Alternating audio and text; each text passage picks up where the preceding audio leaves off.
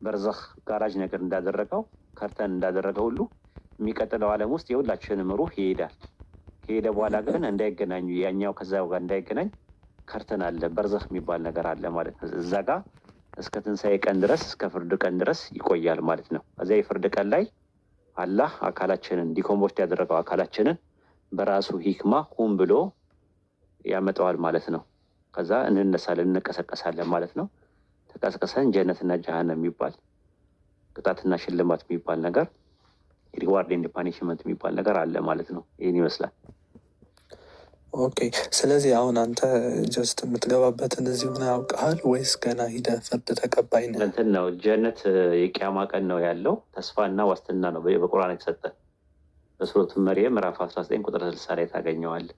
ለአማኞች ምን አይነት ያለውን ዋስትና እስከ መጨረሻው ድረስ ከጸና በዚሁ ከቀጠልክ በእምነትህ በኢማንህ እስከ መጨረሻው ኢስቲቃማ ካለ ወይም ደግሞ ስቴድፋስትነስ ጽናት ካለ ጀነትን እንደምታገኝ እና ዋስ ገብቶልናል። ዋስትና ሰጥቶናል። አላህ ተስፋም ሰጥቶናል።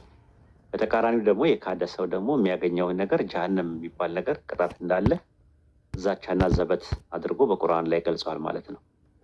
ይሄ ነው ያለው። ኦኬ። ስለዚህ እንትን ያስፈልጋል፣ ስራ ያስፈልጋል፣ ወይም ደግሞ ጸንቶ መኖር ያስፈልጋል ማለት ነው።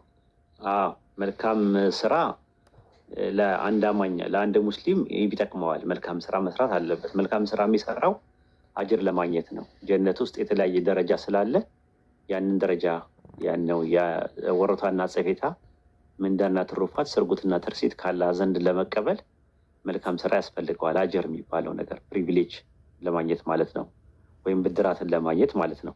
ነገር ግን ጀነት የሚገባው ብድራት ማለት እዛ ላይ ያለው ደረጃህን ወሮታና ጸፌታ ምንዳና ትሩፋት ስርጉትና ትርሲት ማለት ነው። አጀር የምንለው በኛ ባለኛ እኛ ጋር ለምሳሌ የሰማዕትነት አክሊል የጽድቅ አክሊል እንደሚባለው ማለት ነው።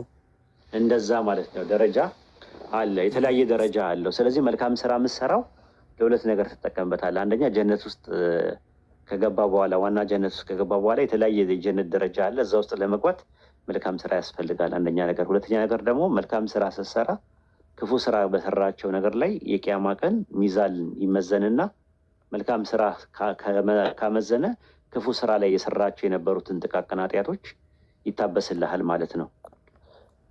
ኦኬ። ስለዚህ መልካም ስራ ለዛ ነው የሚጠቅመው። ጀነትም ለመግባት ዋናው ጀነት ውስጥ ለመግባት እና ጀሃነም ለመግባት ሁለት ነገር ነው የሚያስፈልገው። ሁለት ነገር ነው መስፈርቱ። እምነትና ክህደት፣ ኢማንና ኩፍር የሚባሉ ነገሮች ናቸው። አላህ ከኩፍር ይጠብቃል። አንድ ሰው ጀሃነም የሚገባው ስለ ካደ ነው። ወጥቷል። የካደ ሰው ጀሃነም መኖሪያው ነው። በቃ ጀሃነም የተዘጋጀው ለካዲያን ነው። ከዛ ጀሃነም ውስጥ ገብቶ እዛ ውስጥ የሚቀጣበት ቅጣት እንደ ስራው መጠን ቢቀጣም ግን ጀሃነም እንዲገባ ያደረገው ነገር ክህደቱ ነው። አንድ ሰው ደግሞ ጀነት እንዲገባ የሚያደርገው ነገር ተውባና ኢማን ነው። በኢስላም ተውባና ኢማን ደግሞ ባላ ይቅርታና ምህረት ነው ጀነት የሚገባው። በእኛ ባላ ረህመትና መግፊራ ነው ጀነት የሚገባው። ረሱል ሰለላሁ ዐለይሂ ወሰለም አንድ ጊዜ ማንም ጀነትን ባላ ይቅርታና ምህረት ካልሆነ በስተቀር አይገባም ብለዋል። በስራው ብቻ አይገባም ብለዋል። እርሶም ቢሆኑ ሲባሉ አዎ ባላ ይቅርታና ምህረት ወይም መግፊራና ረህመት ሰው ጀነት ይገባል። መግፊራውና ረህመቱን ደግሞ መቀበል የምችለው ስታምንና ንስሐ ስትገባ ነው ማለት ነው። ተውበት ወደ አላህ ይቅርታ ጠይቀህ ንስሐ ስትገባ ነው። እና እሳቸው በዛ ሰዓት ይቅርታውን እንዳገኙ እርግጠኛ ነበሩ ማለት ነው።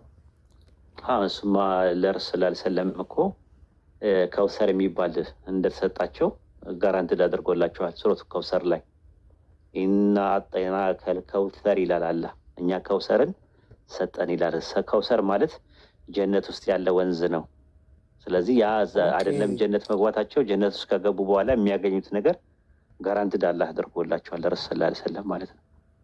ይሄን ይመስላል። ስለዚህ አንድ ሙስሊም አንድ ሰው ጀነትን ለመግባት ሙስሊም መሆን ብቻ ነው የሚጠበቅበት ማለት ነው። ላኢላሃ ኢለላህ የሚለውን እንትን ሲል ገመዱን ያዘው ማለት ነው። ሱረቱን ለአሊ ኢምራን ምዕራፍ 3 ቁጥር 103 ላይ የአላህን ገመድ አጥብቃችሁ ያዘዋል። ያ ገመድ ምንድን ነው? ላኢላሃ ኢለላህ ነው። ከአላህ በስተቀር በሀቅ የሚመለክ አምላክ የለም ብሎ በልቡ አምኖ በአፉ መስክሮ በአካሉ ሲገልጽ ያኔ ገመዱን ይይዛል ማለት ነው። ከዛ ምንድነው ገመዱን ያዙ ይላል። ያዙ ደግሞ እስቲቃማ ጽናት ነው። ገመዱን ከለቀቀው ገደል ነው ያለው። በእሳት ጉድጓድ አፋፍ ላይ የነበራችሁ ከእርሱ አዳናችሁ ነው የሚለው። አፋፉ ወደዛ የሚዳርግ ነው። ገደል ላይ ከሆነ አፋፍ አለው አይደለ? አሁን እናንተ ሁላችሁም እዛ ላይ ናቸው ያላችሁት፣ ካፊሮቹ ማለት ነው። አፋፍ ላይ ነው ያላችሁት። እዛ ኩፍሩ፣ ክህደቱ፣ ሽርኩ፣ ምኑም የተለያየ ነገር አፋፉ ነው ወደዛ የሚዳረግ ነው። ስለዚህ ከአፋፉ የምትድኑት በምንድን ነው? ላኢላሃ ኢለላህ የሚለውን ገመድ በመያዝ ነው። በእሳት ጉድጓድ አፋፍ ላይ ነበራችሁ ከእርሱ አዳናችሁ ነው የሚለው። ስለዚህ መዳን አንድ ሰው ከፈለገ ያንን ገመድ ይዛል ማለት ነው። ገመዱን ከለቀቀው ገደል ስላለታች ከዛ ከገመዱ ነው እኔ ገደል አፋፍ ላይ እያለ ተንጠልጥለ እንድትወጣ ገመድ ስለቀለ ገመዱን ይዘህ ተንጠልጥለ ትወጣለህ አይደለ? ስለዚህ ተንጠልጥለ የምትወጣው በዛ በገመዱ ነው ማለት ነው። ያ ገመዱ ደግሞ ምንድን ነው? ላኢላሃ ኢለላህ ነው። ሱረቱ በቀራ ምዕራፍ 2 ቁጥር 256 ላይ በሃይማኖት ማስገደድ የለም፣ ቅኑ መንገድ ከጠማማው ተገለጠ። በጣዖት የሚክድና በአላህ የሚያምን ሰው መልካም ገመድን ጨበጠ ይላል። ስለዚህ ገመዱ ያ ነው። ላኢላሃ ኢለላህ ያለ ሰው የጀነት ነው እኛ በኢስላም ማለት። ከዛ በኋላ ሙስሊምም ነው ያ ሰውዬ። የጀነት መሰረቱ ስርና መሰረቱ ኢማን ነው። የጀሃነም ደግሞ የእንትኑ ምንድነው የሚዳርገው የእንትኑ ማለት ነው የቅጣቱ የሚዳረገው ነገር ደግሞ ስርና መሰረቱ ክህደት ነው። እንደዛ ነው ማለት ነው ያለው። የቅጣትና ሽልማት እዚህ ላይ መሰረት ያደረጉ ናቸው። በሌላ አባባል ጽድቅና ኩነኔ፣ የጽድቅ ስርና መሰረት ኢማን ነው። የኩፍር ደግሞ ምንድነው አልኩኝ፣ የኩነኔ ስርና መሰረት ደግሞ ኩፍር ነው። ሁለቱ ነገሮች በደንብ ፖይንት አውት አድርገህ ያቸውን ለማለት ፈልጌ ነው። ኦኬ እሺ፣ ይቅርታ ማዕረግ ኑሮት አይኑሮት አላውቅም፣ ግን ዋሂድ ስለሚል ስሙት እዚህ በኋላ እየመጣው ተማሪ ነኝ። ፎሎ አድርገኝና ፎሎ አድርገኝና ጥያቄ ሲኖረ መጠየቅ ትችላለህ። ግን ተማሪ ነው፣ አንድ የሆነ ወጠጤ ተማሪ ነው ብለህ አስብና ና። አይ አሪፍ ነው እንትን ማለት የእውቀት እንትን አሪፍ ነው፣ አይከፋም። እግዚአብሔር ይስጥልኝ። ያለ ያደርገኝ። እሺ ኦኬ በቃ ደህና ደሩ። እኔ ትንሽ መሽቷል፣ እንቅልፍም እያዛጋኝ ነው። ቻው።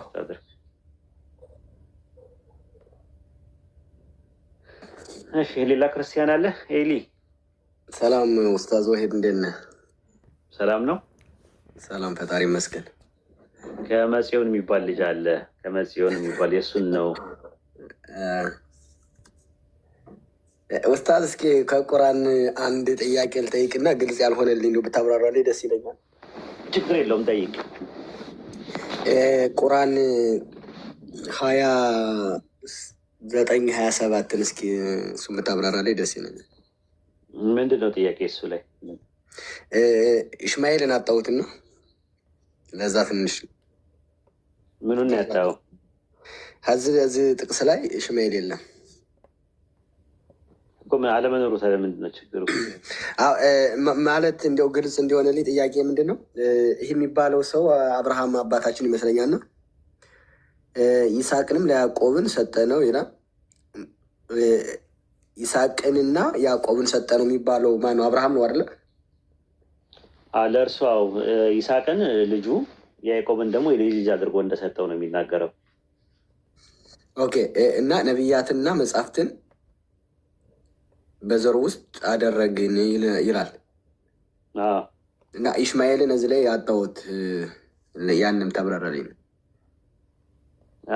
ሌላ ቦታ ላይ እኮ አለለ ነብይነትን ለሁሉም እንደሰጠ ማለት ነው። ኢስማኤልን ነብይ እንዳደረገው ይናገራል። እሱን አይቻለሁ። ግን አንድ ነገር ላይ ተጠቀሰ ማለት ሌላ ነገር ላይ አልተጠቀሰ ማለት አይደለማ። ከዛ አንጻር አይደለም እንትን የምንለው። ሱረቱል አንዓም ምዕራፍ 6 ቁጥር 79 ላይ እስማኤልን ከጠቀሰ በኋላ ምንድን ነው የሚለው? ይቅርታ፣ ሱረቱል አንዓም ምዕራፍ 6 ቁጥር 89 ላይ እነዚህንም እነዚያንንም መጽሐፍን፣ ጥበብን፣ ነብይነትን የሰጠናቸዋል። እነዚህም ብለው የሚለው ማን ነው? ከላይ ዘረዘረው ኢስማኤል አለ እዛ ላይ ኢስማኤል አለ። በዕብራይስጥ ነው ኢስማኤል የሚለው ኢስማኤል ነው። ስለዚህ እዛ ጋር አለ አይደለ? የጠቀሰው ላይ ሱረቱ አንዓም ምዕራፍ 6 ቁጥር 89 ላይ ማለት ነው። አንድ ሰው የሚችል ሰው አለ ቁርአን ማውጣት የሚችል 689 ላይ ማውጣት የሚችል ሰው ከላይ ጀምሮ አለልህ። ከላይ ጀምሮ ስለ አይ ቲንክ 86 ላይ ያውጣው። ከ84 ጀምረህ እስኪ አንብበው። ቁርአን 6:84 እስከ 89 ላይ አለ ይሄ ነገር። እሱም መመሳሳይ እዛ ላይ ምንድነው? ለእሱ ይስሐቅንም ያዕቆብንም ሰጠ ነው።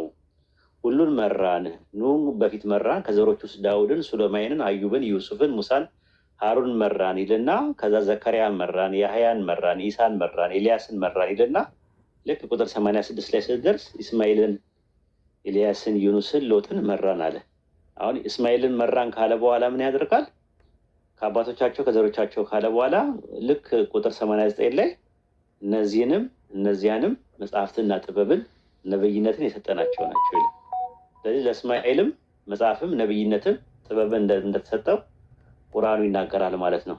ሱረቱ መርየም ምዕራፍ 19 ቁጥር 57 ላይም በተመሳሳይ ነው የሚናገረው ማለት ነው። ቁጥር 57 ላይ ከሆነ በመጽሐፍ ውስጥ ማንን አውሳ ይላል? ማንን አውሳ ይላል? እስማኤልን አውሳ ይላል። ቁጥር 54 ላይ መሰለኝ ሱረቱ መርየም ምዕራፍ 19 ቁጥር 54 ላይ በመጽሐፍ ውስጥ እስማኤልን አውሳ እርሱ ቀጠሮን አክባሪ ነበርና መልእክተኛም ነብይም ነበር ይላል። ስለዚህ እስማኤል መልእክተኛም ነብይም እንደሆነ በቁርአን ውስጥ ብዙ ቦታ ተገልጿል ማለት ነው። ይህን ይመስላል። አመሰግናለሁ። ሌላ ጥያቄ አለ? የለኝም። በቃ ይሄ ነገር ትንሽ ምናልባት አማርኛው ስህተት ሊኖርበት ይችል ይሆን ብዬ ነው እና ቁርአን በቁርአን ያለውን ነገር የትኛው ቁርአን መጀመሪያ እንደወረደም ስለማላውቀው ለምሳሌ ቁርአንም ላይ እዛው ላይ ያለ ስለዚህ የተነገረ ነገር አለ ነብይነቱ የሚጠቅስ ነገር እና እሱንም አይቼዋለሁ። አይሁዳዊ ነህ? አዎ ነኝ። ኦኬ። የአይሁዳኖች አርማን ያደረገው በእናንተ ትምህርት እስማኤል እንደ ኡስታዝ ኪሚን ሲሆን ረሳኝ እንዴ? ስምን ቀይረህ እኮ ነው። እኔ እኮ የከመጽዮን አርማ አድርጎ ነው የመጣው እኮ እያልኩኝ እንትን እያሉብኝ ቲክቶክ ላይ በቴሌግራም ላይ እንትን እያደረጉብኝ ስለሆነ ትንሽ ስሜን ልቀይርና ትንሽ ለእንትኑ ለማዳም ብዬ ነው። ለዛ ነው ድምፅህም ወፍሯል ራሱ ተመችተዋል መሰለኝ። ራስታት ድምፅህ ተቀይሯል። ታውቃለህ፣ ወፍረሃል። ጉንፋን ነገር አለ፣ ትንሽ ጉንፋን አለ ይዞኛል። ቁርአን 19 ሰላም የለም። ያው ሰላም ምን አለ ዋስትና የለም። ሰላም ቆሞ የለ እንዴ? ኧረ እንዴ ጀመረ እኮ ጀምሯል። ድጋሚ ጀመረ? አዎ ዛሬ ጀምሮ። ኦኬ እንግዲህ አላህ ሰላሙን በሁሉም ቦታ ያምጣ። እንግዲህ የጽዮናውያን አይሁድና ኦርቶዶክስ አይሁድ ልዩነት እንዳላቸው ብዙ ሰዎች አያውቁም።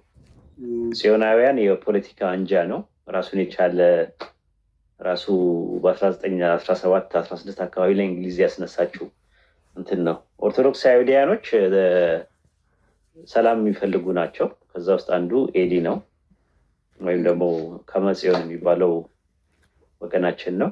ስለዚህ አይሁዳያኖች በአጠቃላይ መጥፎ ናቸው የሚል ነገር የለውም። ግን እንደ እንትን ጽዮን ወይም ዛዮኒዝም የሚባለው እንቅስቃሴ አደገኛ እንደሆነ እነሱም እንትን ይላሉ። ፍልስጤማውያኖችንም እዛ የሚደረገው ነገር ልክ አይደለም የሚሉ ናቸው ኦርቶዶክስ አይሁዳያኖች። እሱ እንደዛ ነው እንታቁት ከመጽዮን። ኦኬ እሺ ጠይቀኝ። ያ ቁርአንም ያለውን ነገር አይቼዋለሁ እና እስማኤልን የሚጠቅስ ነገር አለው 1954 ግን የትኛው ቁርአን ይሄ መውረድ ደረጃ ላይ ያለው ነው ትንሽ አልገባኛል። እና ቁርአን የወረደው በ23 ዓመት ውስጥ ነው አይደል? ስለዚህ እንዴት ነው ማወቅ የሚችለው? አሁን ቁርአንን ለምሳሌ ቁርአን እዚህ ላይ 29 27 የወረደበት ምክንያት በምንድን ነው የሚባለውን ነገር እንዴት ነው ማውቀው? መኪና መዲኒ ተብለው ወይም ደግሞ መዲናዊ እና መካዊ ተብለው ለሁለት ይከፈላሉ የቁርአን ማለት ነው። አይ ቲንክ የሱረቱ መርየም ምዕራፍ 19 ላይ ያለው አላስታውሰውም የመካ ሱራ ይሁን የመዲና ሱራ ሊሆን ማለት ነው። መካና መዲና የሚባሉ ነገሮች ሰለላሁ ዐለይሂ ወሰለም ከተላኩበት ከ610 ጀምሮ እስከ 622 ድረስ ያሉ ሱራዎች በአጠቃላይ ሲወርዱ የመካ ሱራዎች ይባላሉ። ከ622 እስከ 632 ደግሞ በጨረቃ አቆጣጠር ባሉት ጊዜያት ሁሉ የወረደ ደግሞ የመዲና ሱራ ይባላል ማለት ነው። እንደዚህ አይነት እንትን ያለው እና የወረደበት ሰርከምስታንስ ኦፍ ሬቪሌሽኑ የራሱ ነገሮች አሉት። ይህንን ነው ለምሳሌ ቁርአን 29-27 ይሄ ነገር አለበት። አሁን ያልከኝ ነገር ምናልባት 1954 ማለት ነው። 29-27 ያለው የሰጠነው ምናምን የሚለው ነው። ይስሐቅን ሰጠነው እኮ ይስሐቅን ሰጠነው። ለይስሐቅ ለአብርሃም ይስሐቅና ያዕቆብን ሰጠነው ማለት ልጅና የልጅ ልጅ አድርገን ሰጠነው ነው። አውዱ እያወራ ያለው ስለዚህኛው ነው። ራሱ በእነሱ ውስጥም ንግስናን ነብይነትን አደረግን ይላል። ያ ማለት ግን ነብይነት በሌሎቹ የሉም ማለት አይደለም። አለመሆኑን ደግሞ ሱረቱ አንዓም ምዕራፍ 6 ቁጥር 89 ላይ ቅድም ያየው ላይ ደግሞ ተገልጿል ማለት ነው። ብቻ ቢል ኖሮ እንደዛ ነው። ኢነማ የሚል ነገር ቢል ኖሮ ብቻ ቢል ኖሮ ማለት ነው። እንደዛ ቢል ኖሮ እንደዛ ነው ትላለህ፣ ግጭት ይሆናል። አይ ግልጽ ነው ኡስታዝ። እሺ ቴንኪው አመሰግናለሁ። ግልጽ ነው በጣም። ሌላ በባይብል ውስጥ በእናንተ ባይብል ውስጥ እስማኤል ተባርኳል? አዎ ተባርኳል። እሺ የቃል ኪዳን ገብቶለታል ለሱ የመገረዝ ኪዳን? አዎ ኦኬ። እሺ ሌላውን ደግሞ መጠይቅ ነው። ያው ከዚህ በፊት ስላልኩ እንዳልደግምብህ ብዬ ነው። ተወቃሱ ችግር የለም። ዘፍጥረት 21 ላይ እስማኤል በፋራን ምድረ በዳ ተቀመጠ ይላል። በፋራን ምድረ በዳ አይደል? እሺ ዕንባቆም 3:3 ላይ ደግሞ ቅዱሱ ከፋራን ተራራ ይመጣ ይላል። እሱን ተጠያቅን ነበር። እኔ እሱን አላውቀውም ብያለሁ በቀደም። እኔ እንደዛ ተዉ እናንተ አይሁዳውያኖች ተዉ። ግን በቀራ ምዕራፍ 2 ቁጥር 146 ላይ እናንተ የመጽሐፉ ሰዎች ወንዶች ልጆቻቸውን እንደሚያውቁ መሐመድን ያውቁታል፣ እውነትን እያወቁ ይደብቃሉ ይላል። አይሁዳውያኖች ስማርት ናችሁ፣ ብዙ ነገራችሁ ስማርት ነው። ነገር ግን ይችን እውነት ግን ተደብቃችኋል። ክርስቲያኖች የዋህነታቸው ነው፣ ይሳሳታሉ። በየዋህነታቸው አለማወቃቸው ነው፣ መሀይም እንደሆኑ ነው ቁርአን የሚናገረው። አይሁዳውያኖች ግን እያወቃችሁ ነው የምታጠፉት። እኔ እንደዛ አይነት እውቀቴ ነው ያጥፍቼ ሳይሆን፣ እኔ እስማኤል ላይ ያለ ያገነዛዘብ ብታውቀው መልካም የሆነ ሰው የአብርሃም ልጅ ቃል ኪዳን ያለው ትክክለኛ የሆነ ሰው እንደሆነ ነው የምንረዳው። ከዛ ውጭ አይሁዳውያኖች እንደዛ ነው ብለው የሚያምኑት። እሱማ ወንድማማች ብሎ ነው የሚያምኑት። እስማኤልን የተለየ እንደው በቃ እኛ ሙስሊሞች የምናምነው የማንን አምላክ ነው የምናመልከው? ያው የአጠቃላይ በእኛ አስተምሮ ያለውን ነው የምትነግረን። የአብርሃም አምላክ ነው፣ የአብርሃም የእስማኤል አምላክ የይስሐቅን አምላክ ይላችሁ። ተመልከቱ። ክርስቲያኖች ግን አሁን ሶስት ስለሆነባቸውና ስለዞረባቸው የምታመልኩት ሌላ አምላክ ነው ብሎ ይሉናል። ግን ከክርስቲያኖች በፊት የነበሩት አይሁዳውያኖች እንዲህ ነው የሚያምኑት። እኛ የምናመልከው አምላክ የአብርሃምን አምላክ ነው የምናመልከው አይደል? ኦኬ። እኛ አሁን ለምሳሌ ምኩራብ መተን የሶላት ሰዓት ቢደርስብን መስገድ እንችላለን? እናንተ ጋር ትችላላችሁ። ክርስቲያኖች መጥተው የጸሎት ሰዓት ቢደርስባቸው እናንተ ጋር መግባት ይችላሉ? እኔ እሱ ላይ እንትን ነው አሁን የአሕዛብ ልዩነት የለውም ስለምንል እሱ ላይ የለም። እኛ ግን አንገባም ወደ እነሱ። እሱ ላይ ብዙ ጣጣ ውስጥ አሁን ቢገቡ ግን ይረክሳል አይደል? ቤተ መቅደሱ ይረክሳል። በድሮ ጊዜ አሁን ግን የቅድስና ዘመን ስላልሆነ እርክስና ውስጥ ስላለ የለም። ኦኬ። ስለዚህ እንትን ይላል ማለት እናንተ አሁን ወደ ቤተክርስቲያን ሄዳችሁ የጸሎት ሰዓት ደርሶባችሁ መስጊድ ገብታችሁ ብጸልዩ ትረክሳላችሁ ወይስ ምንም ችግር የለውም? ሀላል ነው በእናንተ? መስጊድ ውስጥ ነው። መስጊድ ላይ ምንም የሚያረክስ ነገር አስቸጋሪ በሆነ ሰዓት ላይ መስጊድ ላይ ገብቶ መጸለይ ይፈቀዳል። አያችሁ፣ እኛ ጋር የምናመልከው የአብርሃምን አምላክ ስለምናመልክ ማለት ነው። እሺ፣ ክርስቲያኖች የጸሎት ሰዓት ደርሶባችሁ ቤተክርስቲያን ሄዳችሁ ብጸልዩ ትረክሳላችሁ አይደል? አዎ፣ ምክንያቱም በጣዖት አምልኮት ላይ የፈጣሪ ክብር አይገኝም ስለምንል እዛ ላይ የተወሰኑ ብዙ ነገሮች ስለሚያደርጉ እነሱ አይቻልም። እናንተ እኮ ወደ እኛ ለመምጣት እኮ ሁለት ነገር ነው የሚቀራችሁ። በቃ የኢሳ ኢብኑ መርየም ዓለይሂ ሰላምን መሲ ነው ብላችሁ መቀበልና ረሱል ሰለላሁ ዐለይሂ ወሰለምን ደግሞ የአላህ መልእክተኛ መሆናቸውን ነብይ መሆናቸውን መቀበል ብቻ ነው የሚቀራችሁ። ጫፍ ላይ ነው ያላችሁት አይሁዳኖች። ችግር የለም ኡስታዝ። አይ ማሻአላህ። እሺ አመሰግናለሁ ኡስታዝ፣ ጥሩ አድርገን ስለመለስክልኝ ቴንኪው። እሺ ቴንኪው። ሰላም አለይኩም ኡስታዝ። ወአለይኩም አሰላም ወራህመቱላሂ ወበረካቱ። ሰላም ነው ወይ? አንድ በቃ ማለቴ ጥያቄ የፈጠረብኝ አንድ ነገር አለ። እሺ ጠይቅ።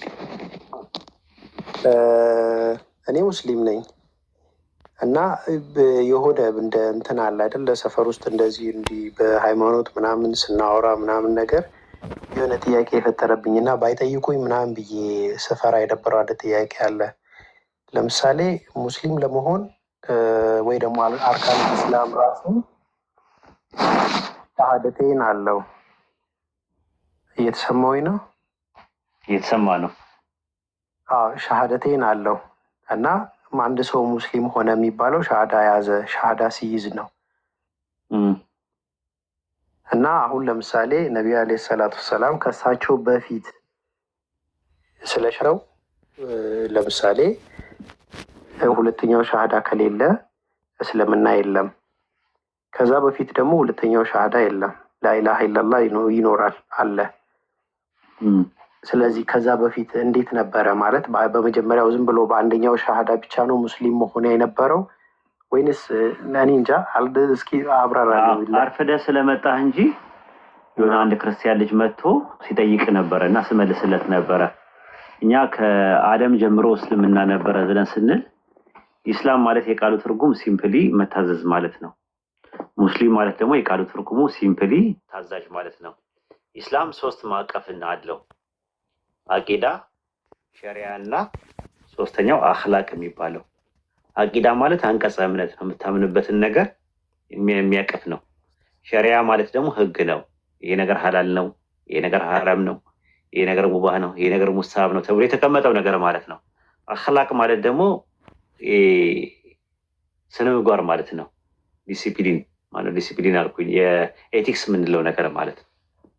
ስለዚህ ከአደም ጀምሮ ነበረ ብለን የምናምነው ያንን ነው። አሁን ጥያቄ የሚነሳው አርካኑን ኢስላም፣ የኢስላም ምሰሶች 5 ናቸው ተብሎ ተነግረዋል። የኢስላም ምሰሶች ማለት ነው። ኢስላም ማለት የመታዘዙ ምሰሶች 5 ናቸው ተብሏል። አንደኛው የመጀመሪያው ሻሃደቴን ነው፣ ሁለተኛው ሰላት ነው፣ ሶስተኛው ዘካ ነው፣ አራተኛው ጾም ነው፣ አምስተኛው ሀጅ የሚባለው። እነዚህ ነገሮች ከጥንትም ጀምሮ ነበሩ ብለን ስንል ላኢላሃ ኢለላህ ስንል ከአላህ በስተቀር በሀቅ የሚመለክ አምላክ የለም፣ ያም አንድ አምላክ ላኢላሃ ኢላ አና ከኔ በቀር ሌላ አምላክ የለም ብሎ ነው ሲናገር የነበረው። ነቢያቶቹም ደግሞ ላኢላሃ ኢላ ሁወ ከእርሱ በቀር ሌላ አምላክ የለም ብለው ያስተምሩ ነበር ለህዝቦቻቸው። ይሄ ነገር ከአደም ጀምሮ ነበረ። ነገር ግን ሙሐመድ ረሱሉላህ የሚለው ረሱል ሰለላሁ ዐለይሂ ወሰለም መላክ ከጀመሩበት ጊዜ ጀምሮ ነው የመጣው።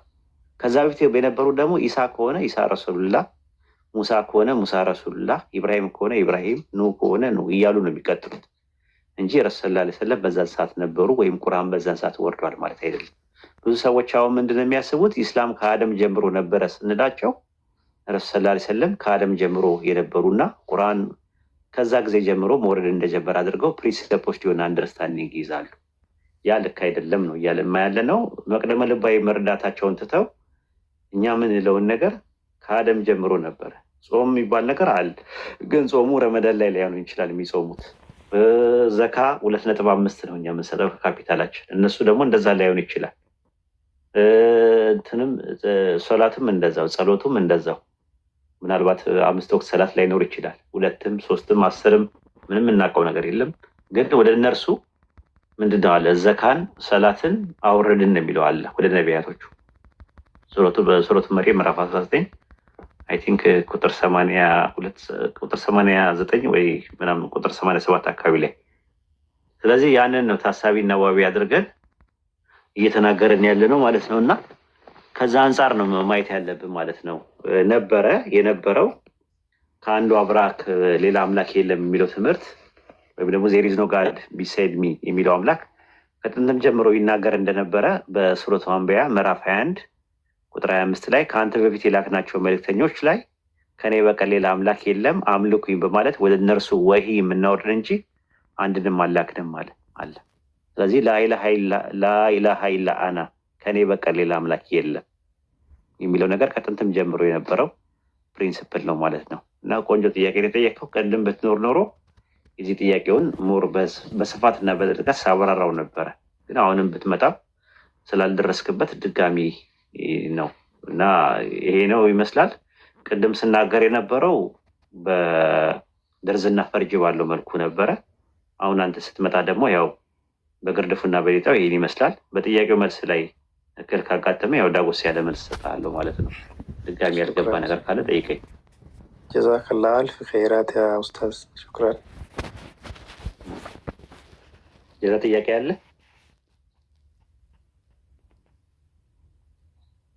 ረህመቱላሂ ወበረካቱ ኡስታዝ። ወአለይኩም አሰላም ወራህመቱላሂ ወበረካቱ።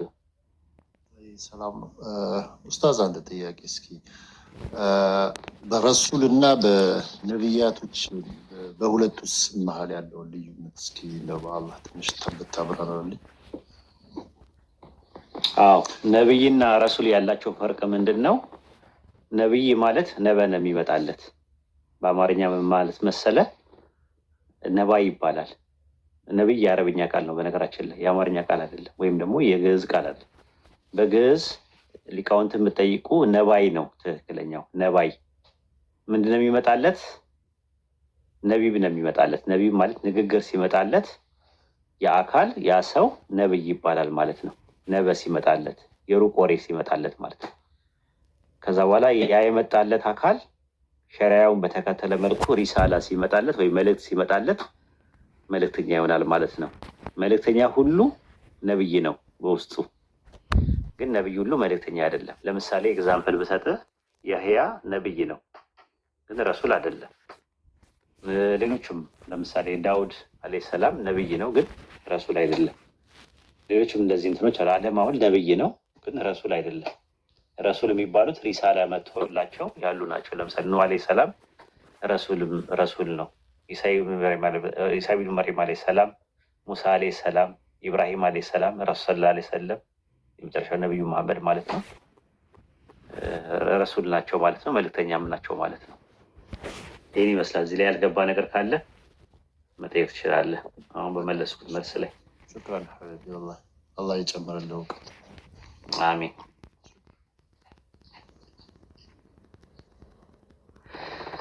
እሺ ሌላ ጥያቄ አለ? ኒሽን ላይ ቅድመ ተወስኖት ላይ ጥያቄ ያላችሁ ሰዎች ካላችሁ አስገቧቸው። ኦኬ ጥሩ።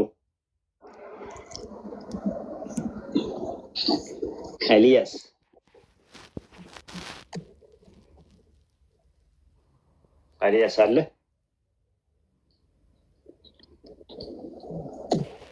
ኤልያስ ኦኬ። ክርስቲያን ነህ ወይስ ሙስሊም ነህ? አልሐምዱሊላህ ሙስሊም ነኝ። እሺ ማሻአላህ። ሰላም አለይኩም በለና። ሙስሊም ሰላም አለይኩም።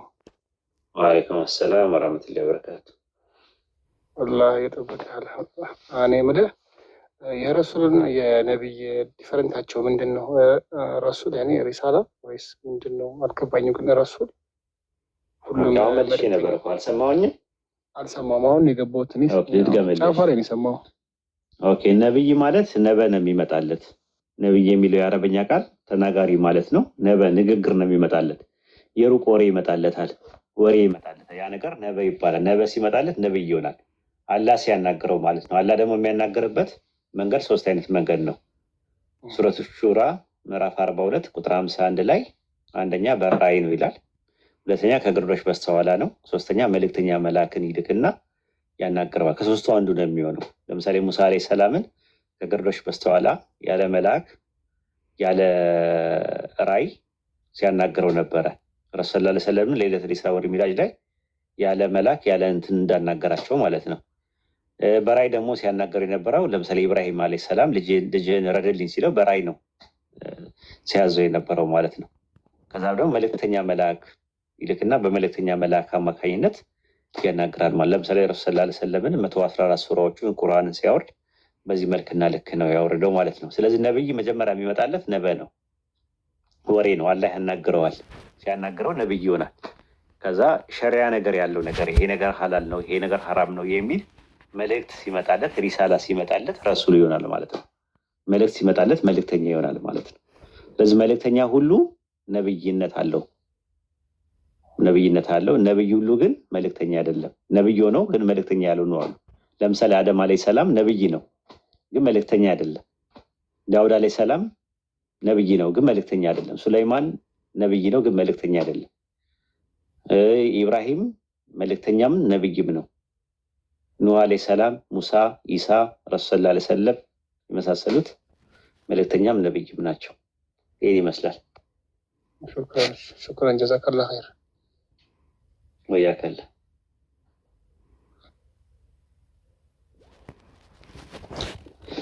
እሺ አስገቧቸው፣ አንዳንድ የሚጽፉትን አስገቧቸውና አስገቧቸው። ወአለይኩም አሰላም ወራህመቱላሂ ወበረካቱ። ቤቢ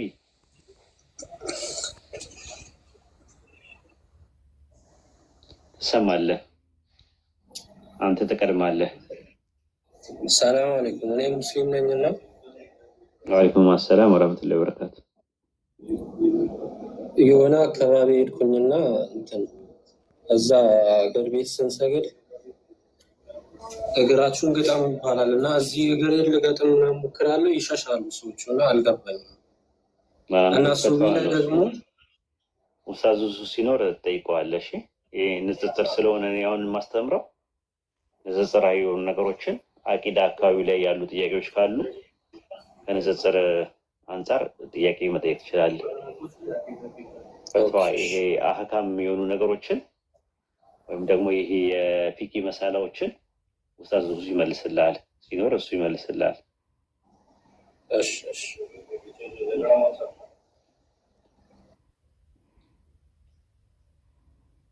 አሎ ሰላም አለይኩም። ወአለይኩም አሰላም ወራህመቱላሂ ወበረካቱ። ኡስታዝ በቅድሚያ ወላሂ ዛሬ ነው አካውንትን ፎሎ ያደረኩት፣ ስላገኘሁ ደስ ብሎኛል። ፌክ አካውንት ነበር እስከዛሬ ፎሎ ሳደርግ የነበረው አንተን ስለፈልግ ማለት ነው። በአሁኑ ጥያቄ ላይ እኔ ትንሽ ያልገባኝ ነገር ነቢይና ረሱል በሚል ላይ ማለት ነው እዛ ላይ ከዚህም በፊት የኡስታዝ አቡ ሀይደር እንትን ሲል እዛ ላይ የሰማሁት ኡስታዝ አቡ ሀይደር ነቢይ ማለት 3 ነገር ያቀፈ ነው፣ ረሱል ማለት ደግሞ 4 ነገር ያቀፈ ነው ብሎ ሲያብራራ ነው የሰማሁት። ለምሳሌ ረሱል ለዓለማት እንደዛ ማድረግ ይቻላል። አሁን ለምሳሌ ፖይንት ታውቃለህ? ፖይንት፣ ላይን፣ ፊገር እና ቮሊዩም የሚባል ነገር። ኦኬ ፖይንት ማለት ነጥብ ካደረግክ በኋላ ነጥብና ነጥብ ስትሰራ ምን ይፈጠራል? መስመር ይፈጠራል፣ ላይን ይፈጠራል። ኦኬ መጀመሪያ ፖይንት መሆን አለበት። ፖይንት ካልሆነ መስመር መሆን አይችልም። መስመር ከሆነ በኋላ ደግሞ ስኩዌር መሆን አይችልም፣ ወይም ኤሪያ መሆን አይችልም። እንደዚህ 4 ማዕዘኑ ማለት ነው። ከዛ 4 ማዕዘኑ ላይ ደግሞ ዊድዝ ነገር ሲና ሌንግዝ የነበረው ሀይት ስጨምርበት ቮሊዩም ይሆናል ማለት ነው። ቮሊዩም ለመሆን 3 ስቴፖችን ማለፍ አለበት። ፖይንት፣ ላይን እና ፊገር የሚባል ማለት ነው። አንድ ረሱል ለመሆን የመጀመሪያው ሰው መሆን አለበት፣ የመጀመሪያው። ከዛ በኋላ ደግሞ ጾታ ወንድ መሆን አለበት፣ ሁለተኛው ነው። ሶስተኛ ነብይ መሆን አለበት፣ አራተኛው ደግሞ ረሱል ይሆናል ማለት ነው ሪሳላ ሲመጣለት። እነዚህ ማዕቀፎች አሉ፣ 4 ነገሮች አሉት። ልክ እንደ ፖይንት፣ ላይን፣ ፊገር ኤንድ ቮሊዩም ማለት ነው። ልክ ነው። እሱ ያለውም ልክ ነው። ያው እኔ አብራራውልህ ይህንን ነገር ማለት እሱ የሚለው ነገር እኔም ከሱ ነው የተማርኩት። በነገራችን ላይ የሁላችንም ኡስታዝ ነው እሱ ማለት ነው። ከዛ አንጻር ነው ረሻድ ከሊፋ የሚባል ሰው ሲነሳ ቁርአንያ መስራቹ ሲነሳ መልእክተኛ ነኝ ብሎ ነው የተነሳው። ከዛ ለመልእክተኛነት ማስረጃ አምጣ ሲባል አይ መልእክተኛ ነኝ ሲአለ እና ረሱል ሰለላሁ ዐለይሂ ወሰለም ሀተመ ነቢይ ተብለዋል ሲባል ሀተመ ረሱል አልተባሉም፣ የመልእክተኛ መደምደሚያ አልተባሉም። ከዛ ረሱልና ነብይ ምንድነው ልዩነታቸው ሲባል ነብይ ማለት እንትን ነው ነበብ የሚመጣለት ነው። መልእክተኛ ማለት ግን በቃ መልእክት የሚናገር ነው። ስለዚህ ቁርአንን እየተናገርኩኝ ነው ያለሁት አለ። ከዛ አንድ መልእክተኛ ደግሞ መጀመሪያ ነብይ መሆን አለበት ብለው የሰጡት ይሄንን ነው። ፖይንት ላይ ፊገር እና ኢንድ ቮሊዩም የሚባለው ነገር ነው የሰጡት። ለመጀመሪያ ሰው መሆን አለበት ምናምን ነገር ብለው ሰጡት። ከዛ እንደዛ ሲሉት አልቀበልም አለ። ከዛ የሐዲስ ጥቅሶች ሲያመጡለት ሐዲስ አልቀበልም አለ። ቁርአን ብቻ ነው መቀበለው አለ። በዛው የተነሳ ቁርአን እያተመሰረተ ማለት ነው። ቁርአንያ ወይም ደግሞ የቁርአን የሚባሉት ማለት ነው በመሰረት እና ከዛ አንጻር ነው ይህ ይመስላል። ረመዳን አመሰግናለሁ ኡስታዝ። ምንም አይደል። ሰላም አለይኩም ኡስታዝ። ወአለይኩም አሰላም ወራህመቱላሂ ወበረካቱ። ጥያቄ በጣም ብዙ ጥያቄ ያለኝና ደክሞኛል። ፎሎ መልሱልኝና ሊከርድ አድርግ ካላስቸገርኩ ይቅርታ። ፈትዋ ማለት ነው። ፈትዋ ኡስታዝ ሱሱ የለም ደክሞታል። ስለዚህ ፈትዋ ኡስታዝ ሱሱ ባለበት ትመጫለሽ ማለት ነው። ነገ ኢንሻአላህ ነይና በጊዜ ነይና አሁን ቀኑ ሙሉ ስለደከመው ንጽርም ፈትዋም አብረው ስለሚያካሄድ ልናገዘው ገብተን ነው። እኛ ሁሌ እመጣለሁ ግን ብዙ ሰው ስለሚኖርበት እንትን አይሉም አያስገቡኝም እና በውስጥ ወይ ሊከርድ ማረግላችሁ ደስ ይለኛል። ቪዲዮ ስለማልሰራ ነኝ። ብዙ ሰው ስላለ ለዛ ነው ለመስተናገድ ማለት ነው። አይቀል እሺ ተወሰነ እሺ መጠየቅ እችላለሁ አሁን? አትችይም። እሱ ሲኖር ትጠይቂያለሽ ኢንሻአላህ። መርሐባ። እሺ መርሐባ። ሰላም አለይኩም ወራህመቱላሂ ወአለይኩም አሰላም ወራህመቱላሂ ወበረካቱ።